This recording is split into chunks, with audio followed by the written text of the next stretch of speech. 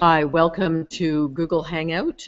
Here we are actually sitting in a very busy campaign office, and you actually could help make it busier if you're interested in putting up signs, if you're interested in working on the phones, if you're interested in going out canvassing, all of that. And of course, always, if you're interested in making a donation, you are so welcome here.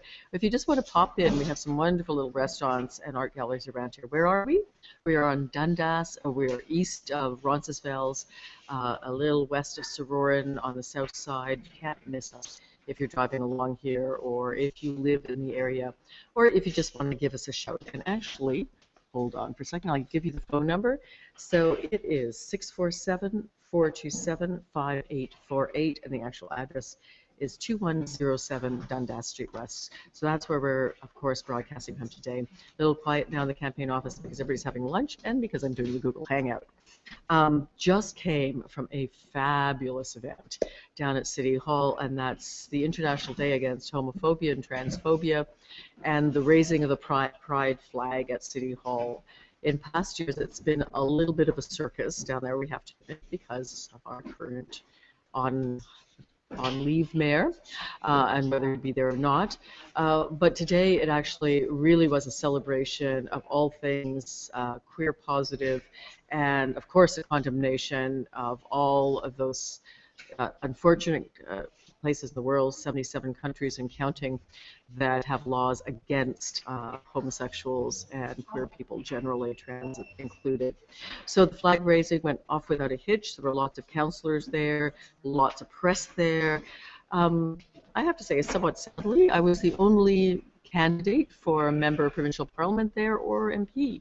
But I was proud to be there. So it was terrific to be there, standing with Susan Gapka, Olivia Chow at one end, holding up the sign for trans rights, and of course as the author of Toby's Law, which was the first time the Ontario Human Rights Code has been changed in 25 years. We were so proud to get that through, and I was so proud to be Grand Marshal that year of Pride in 2012. And we are one of the only jurisdictions, certainly the only jurisdiction this size in all of North America, that has both gender identity and gender expression in its Human Rights Code. Proud to have done that. It was hosted, of course, by PFLAG, those wonderful parents of gay and lesbian and trans children. And Irene Miller gave as usual, wonderful speech at the microphone, as did Kelly, of course, who is the acting mayor right now. Irene's her last year as head of PFLAG, and we just want to say we already miss you, Irene. Wonderful speech. Thank you for all the years of incredible service. And personally, I want to thank you for the award that PFLAG gave me, presented by Rosie O'Donnell, for my work on Toby's Law. So something to think about and to hold really in your thoughts and your prayers. All of those folk around the world who don't have human rights fully enacted in their communities. We particularly are concerned, and this was highlighted by my friend over here, Andrea Houston, who, of course, wrote for Extra, has written for many journals on all things queer, about the plight of those activists from Uganda that we were hoping would be here for World Pride, and the federal government is not letting them into the country.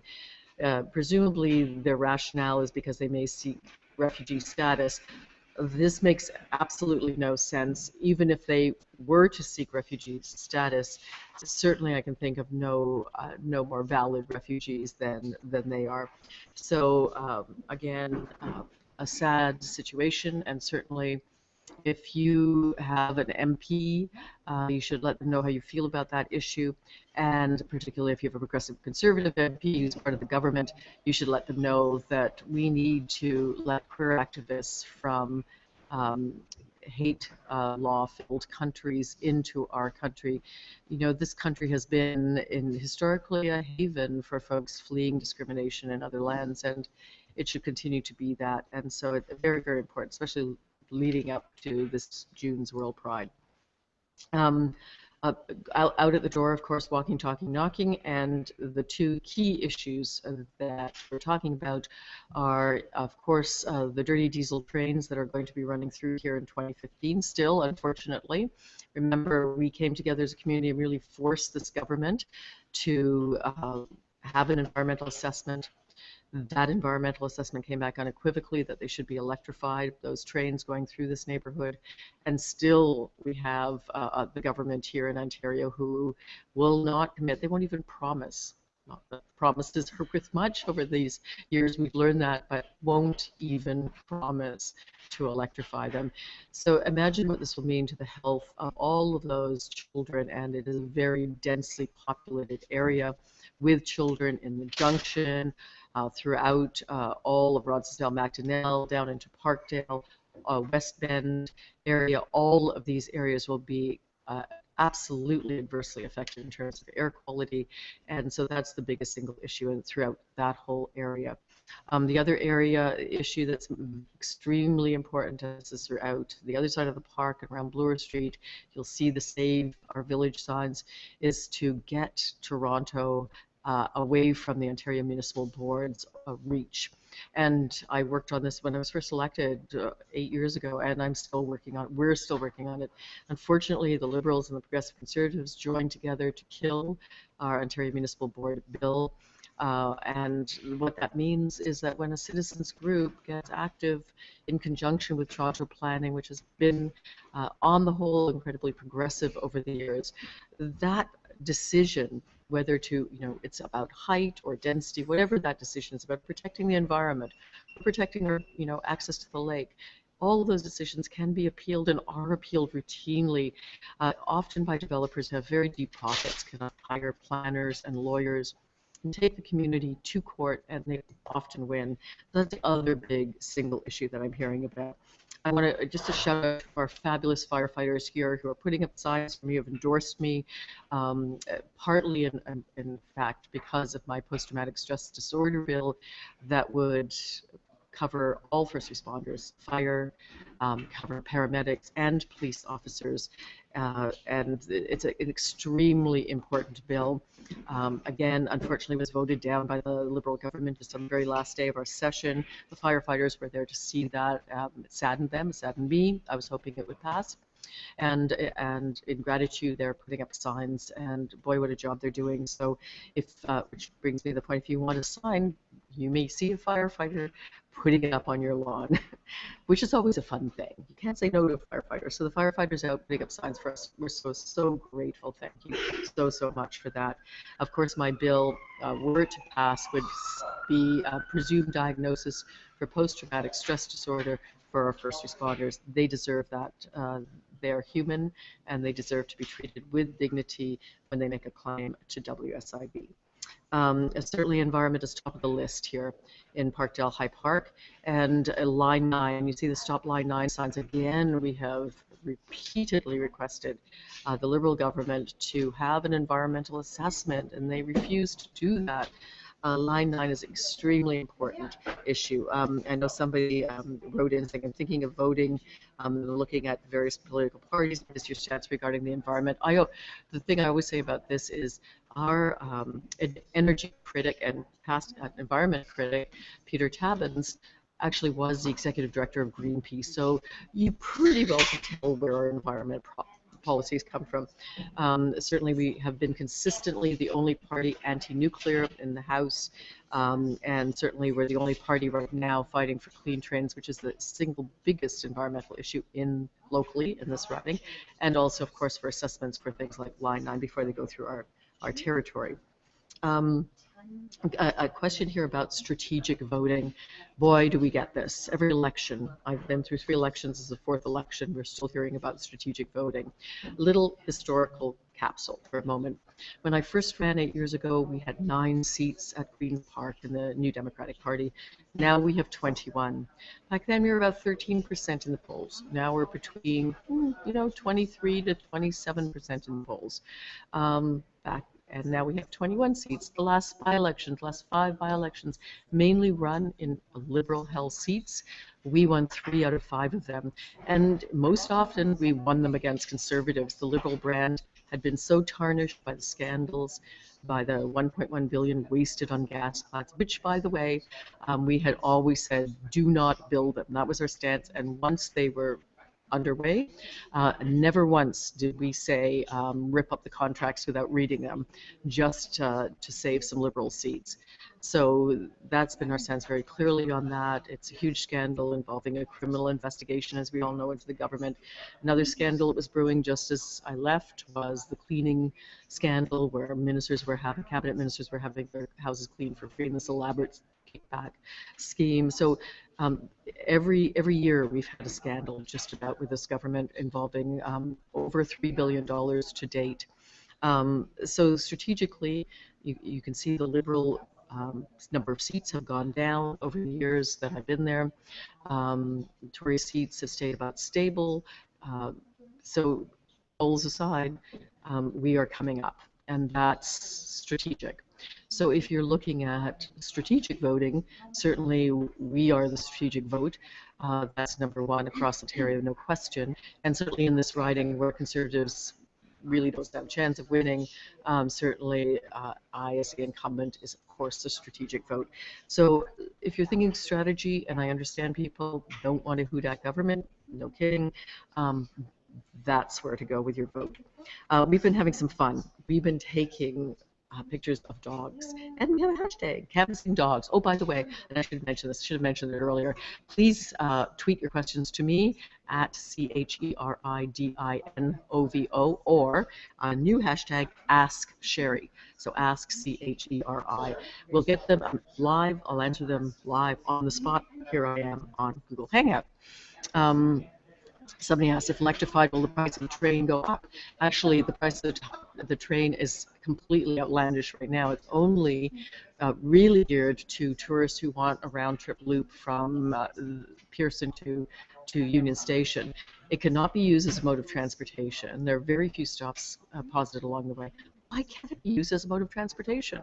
Most trains in Europe, for example, you can do the express run, you pay more, of course, or you can do the milk run. You can stop along the way. That's what we need this train to do. So what we are advocating is actually a train service that costs less, and no, it will not cost more. Currently, we produce so much energy in Ontario that we are actually paying, yes, you heard that right, paying other jurisdictions to take our excess energy. And your bills are still going up. So our energy system is complete chaos and free fall. Anybody who has property outside of Toronto will tell you about the disaster with hydro billing.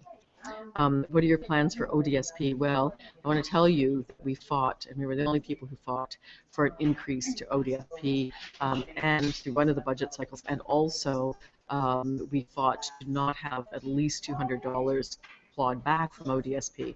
Let me say this bluntly. We do not do nearly enough for those folk who live with disabilities in this province. We have a law in the books that all large organizations, etc., have to be accessible by 2025, and yet I've repeatedly hammered the government on this because their companies and organizations are supposed to submit plans for how and when they're making their places of work or play or visiting accessible. That has not happened. We are so off track on making that happen, and this current government has done nothing. So if you suffer from a disability, there's so much more we could do for you, and we're not doing it. And trust me, as your advocate, I've been pushing. One of the few promises we actually got done, because I was lobbying directly on it, was that $200. We actually got the government to honor that. And we just, out of our committee on developmental disabilities, we're about to make, and did make, in fact, dozens of recommendations. That work is still there.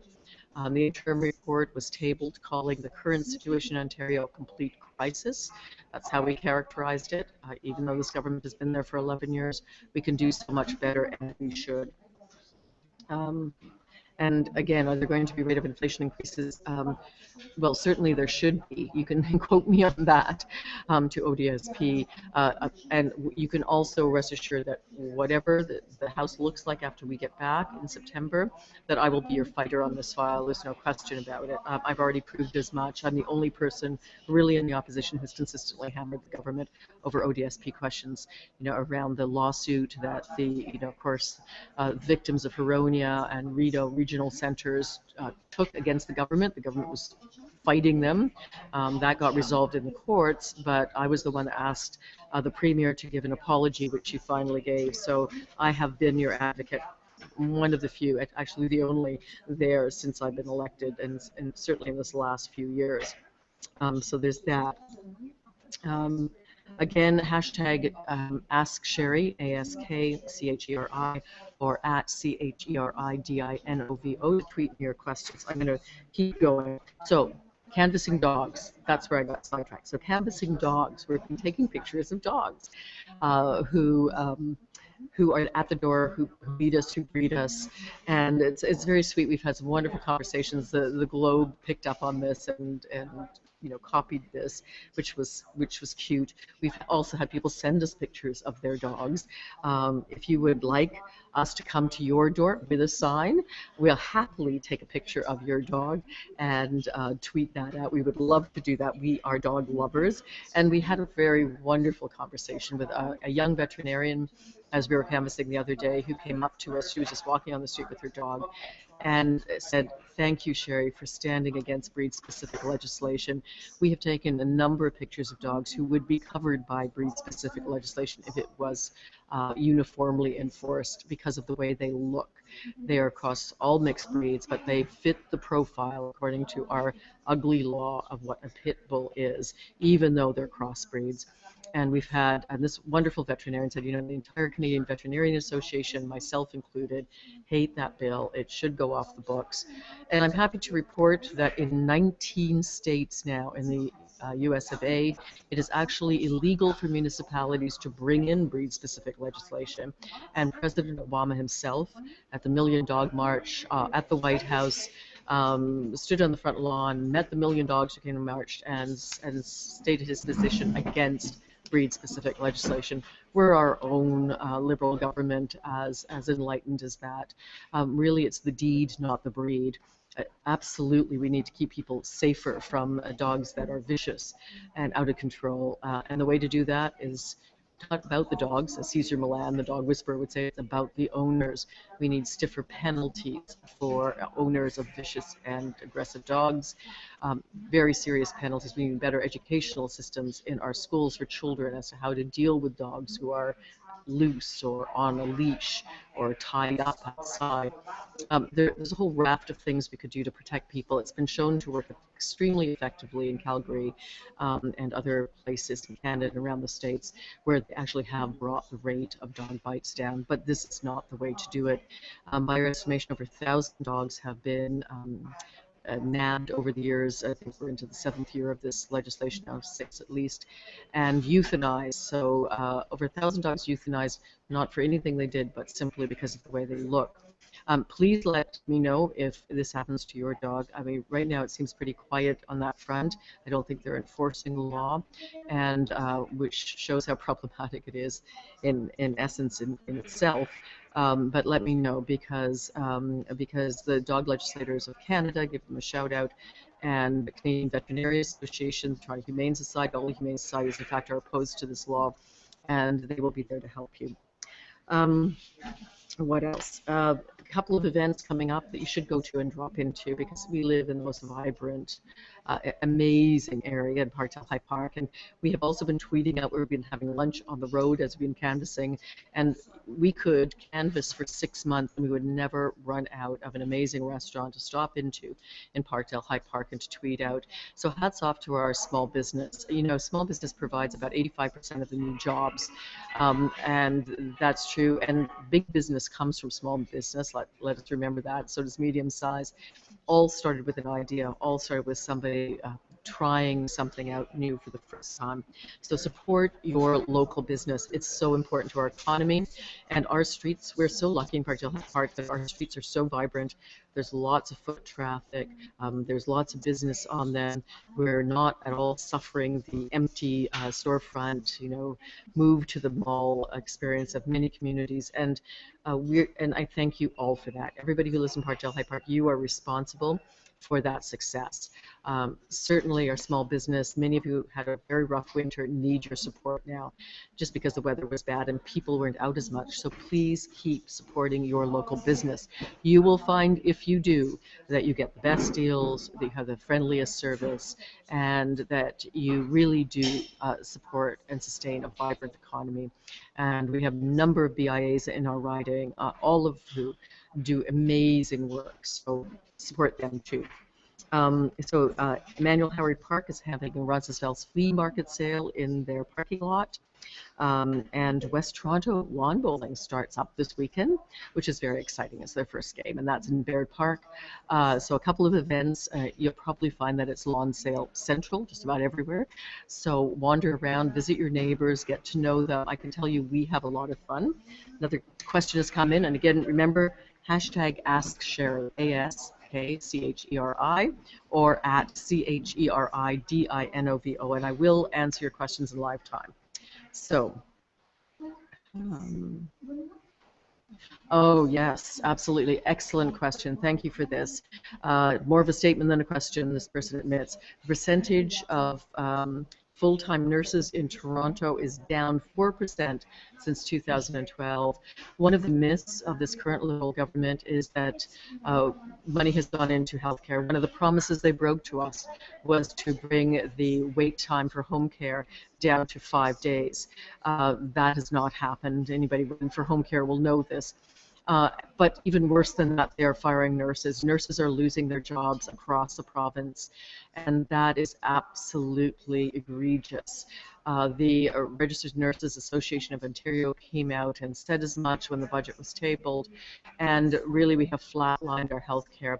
You will know that in the last 11 years that the Liberals have been in government, we have lost eye exams. They used to be covered by OHIP. And if you've needed an ambulance, you will get a bill in the mail. You know that ambulance service is not covered. I mean, ambulance service is one of the necessities of our healthcare system. And where is that dental coverage we were so looking forward to? Even if you are a very low income, it's very difficult to find anything like free dental care.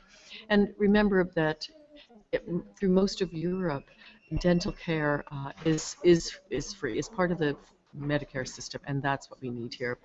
So certainly this is a government where you see more and more fundraising going on just to keep our hospitals, just to keep their bottom line even, not even to give any kind of increase. They've had to spend most of their time fundraising, a lot of their executive staff, rather than looking at the frontline care that they deliver. This is not the way to deliver a world-class healthcare system.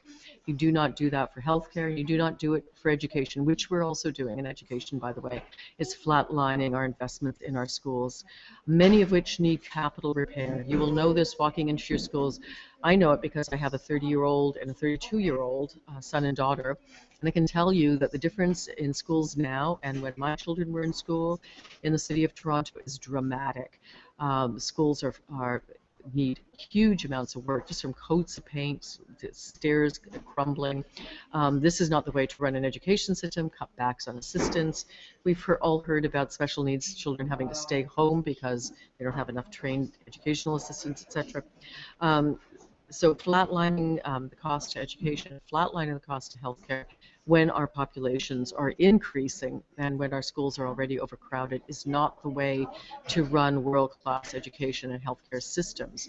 And this just feeds into the increasing move to privatization, which of course will send us down absolutely the wrong road.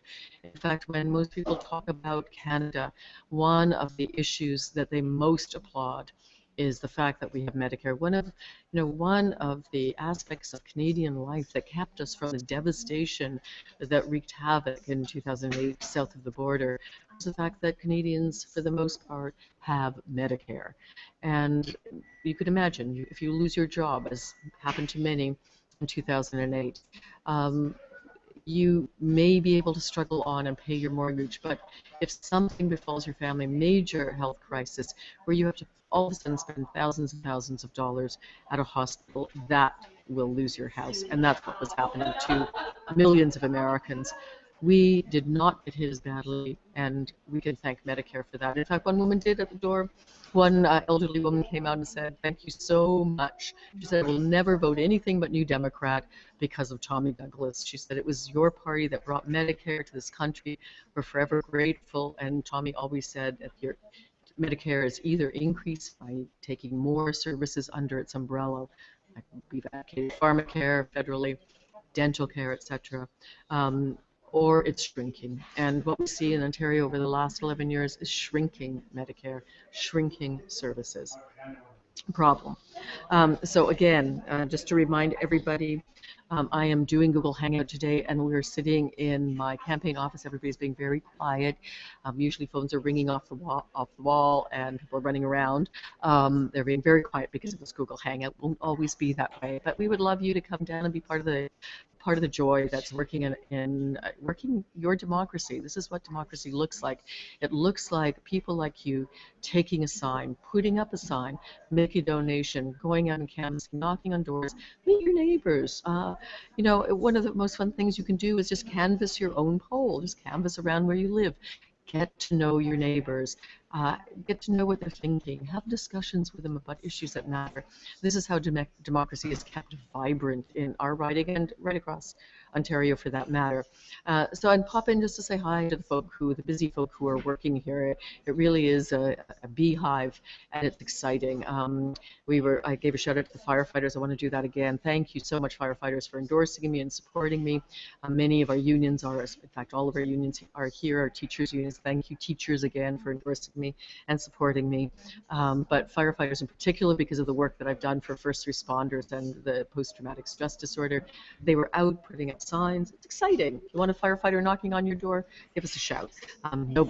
Everybody likes that. Always happy to see a firefighter. So anything else you want? Oh, there was another question. Here's another question about, is it more important to stop the gravy train or to stop Hudak's 100,000 job cuts? Well, I would say that, first of all, absolutely the 100,000 job cut is sheer and utter insanity. That is not a way to improve an economy, and you know that we need Democrats are, as far as you can get away from that kind of silliness. It's beyond silly. It's cruel. It's economically detrimental. It's absolutely the wrong strategy, and we have never advocated anything like that. The gravy train is not language we would ever use. That's Rob Ford language, and he used it against one of ours, David Miller, NDP mayor. The gravy train language is not ours.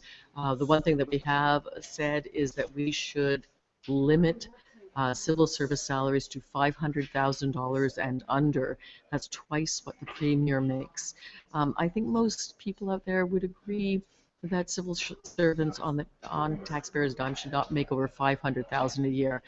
So we're very different from the Liberals and Conservatives who go after the salaries of those in the trenches, those workers, teachers with Bill 115, they attack them. Tradespeople with the Ellis Dawn bill, they attack their collective bargaining. And of course now we have the Conservatives climbing on the bandwagon and attacking public service sector jobs.